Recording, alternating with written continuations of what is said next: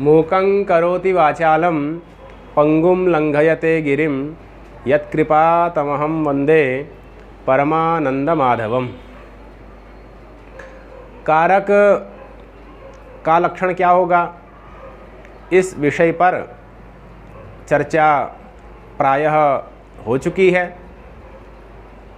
उससे संबंधित जो अन्य चर्चाएं हैं वह आगामी पाठों में की जाएंगी। आज के पाठ का प्रमुख विषय है कार्य किसे कहते हैं, कार्य के लक्षण का प्रतिपादन करना। जैसा कि पूर्व पाठ में बताया गया था, घटित ज्ञाने घटक ज्ञानम कारणम भवति, अर्थात घटित ज्ञान में घटक ज्ञान कारण होता है। इसीलिए कारण के लक्षण में कार्य शब्द का प्रयोग किया गया था।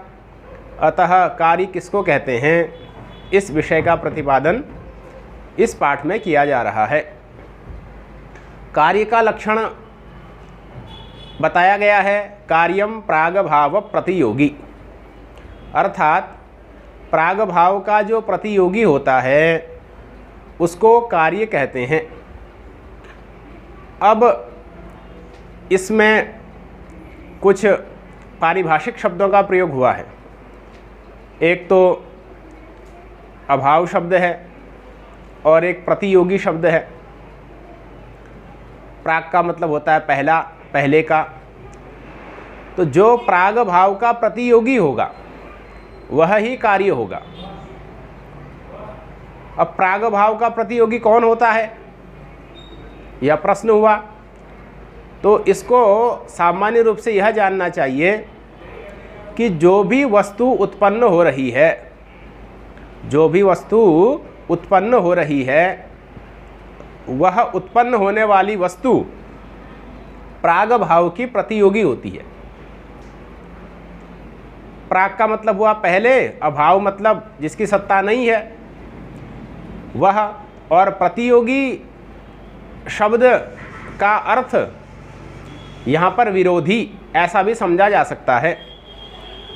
वैसे तो प्रतियोगी को समझने के लिए एक नियम याद करना चाहिए, यस्या भावः सब प्रतियोगी, अर्थात जिसका अभाव होता है वह अभाव का प्रतियोगी कहलाता है।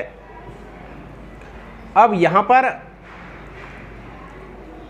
जो कार्य का लक्षण दिया गया उसमें अभी अभाव का प्रतियोगी कार्य है ऐसा कहा गया। इसका क्या तात्पर्य हुआ, इसका तात्पर्य ये हुआ कि मान लिया कि कुम्हार के द्वारा घड़े को बनाया जा रहा है। तो अभी हम देख रहे हैं कि अभी कुम्हार घड़ा बनाना रूपी कार्य प्रारंभ कर रहा है, अर्थात अभी घड़ा बना नहीं है। घड़ा आगे चल कर के बनेगा। तो आगे चल कर के जो घड़ा बनेगा उसका अभी अभाव है, क्योंकि अभी घड़ा बना नहीं है। अभी तो सामग्री इत्यादि इकट्ठी की जा रही है उसको बनाने के लिए। तो आगे चल कर के घड़ा बनेगा, किंतु वर्तमान में घड़ा बना नहीं है, अर्थात वर्तमान में उस घड़े का अभाव है। तो यही हुआ प्राग भाव। घड़े को बनने से पहले जो उस घड़े का अभाव होता है, पहले जो उसका अभाव है वही है प्राग भाव।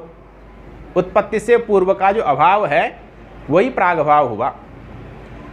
अब इस अभाव का जो प्रतियोगी होगा, अभी पहले नियम बताया था यस्या भावः सब प्रतियोगी। प्रतियोगी कौन होगा, तो जिसका अभाव है वही अभाव का प्रतियोगी बनेगा। तो घड़ा अभी बना नहीं है, घड़े का अभी अभाव है, तो इस अभाव का प्रतियोगी कौन होगा, तो घड़ा ही होगा। यस्या भावः सब प्रतियोगी, जिसका अभाव होता है वो अभाव का प्रतियोगी होता है। तो यहाँ पर जो घड़ा है उसका अभी अभाव है, इसलिए उस अभाव का प्रतियोगी कौन होगा, तो घड़ा ही होगा। तो इस प्रकार से यहाँ पर जो अभाव है वो प्रागभाव है, पहले का अभाव है, और उस अभाव का प्रतियोगी घट है, घड़ा है। इसीलिए यहाँ पर जो घड़ा है वह चूंकि प्राग भाव का प्रतियोगी हो गया, इसलिए वह घड़ा कार्य हो गया। कार्यम प्राग भाव प्रतियोगी। यह लक्षण घड़े में चले गया। जो घड़ा अभी उत्पन्न होने वाला है, जिसको उत्पन्न किया जाना है, वह उत्पन्न होने वाला घड़ा प्राग भाव का प्रतियोगी हो गया और यह कार्य का लक्षण उस घड़े में चले गया, इसीलिए वह घड़ा कार्य हो गया। इसी प्रकार से संसार की समस्त उत्पन्न होने वाली वस्तुओं को समझा जा सकता है। जितनी भी वस्तुएं हैं जो कि उत्पन्न होंगी, उत्पन्न होने से पहले उनका अभाव रहता है, इसी को प्राग भाव कहते हैं। तो इन प्राग भावों के प्रतियोगी वो उत्पन्न होने वाली सारी वस्तुएं होंगी। तो वो सारी वस्तुएं जो उत्पन्न होनी है, आगे चल करके उत्पादित की जानी हैं, वो सब कार्य हो जाती हैं। ये जो प्राग भाव होता है ये अनादि होता है। अनादि अर्थात कुम्हार घड़ा बना रहा है, तो जिस घड़े का निर्माण कुम्हार करेगा उसका पहले अभाव है, लेकिन वो अभाव कब से है ये कोई नहीं जानता। वो अनादि है, अनादि काल से उसका अभाव, घड़े का अभाव विद्यमान है। किंतु आगे चल कर के जब उस घड़े का उत्पादन हो जाएगा, घड़े को बना लिया जाएगा, तो फिर वह अभाव भी नष्ट हो जाएगा। इसीलिए यह जो प्राग भाव होता है यह अनादि होता है और शांत होता है। अनादि ही शांतः प्राग भाव। प्राग भाव अनादि है, कब से प्राग भाव है नहीं कह सकते, लेकिन शांत है। जब घड़ा बन जाएगा तो अभाव का नाश हो जाएगा। तो अनादि ही शांतः प्राग भाव, यह प्राग भाव का लक्षण होता है। तो अभाव भी 4 प्रकार के माने गए हैं। प्राग भाव, प्रध्वंसा भाव, अत्यंता भाव, अन्योन्या भाव। यह 4 विशेष तत्व न्याय शास्त्र में हैं। इनमें जो अत्यंता भाव इत्यादि है उनका अग्रिम यथावसर विवेचन किया जाएगा। अभी प्राग भाव का प्रसंग प्राप्त है, इसलिए उसका विवेचन किया जा रहा है कार्य के लक्षण के अवसर पर।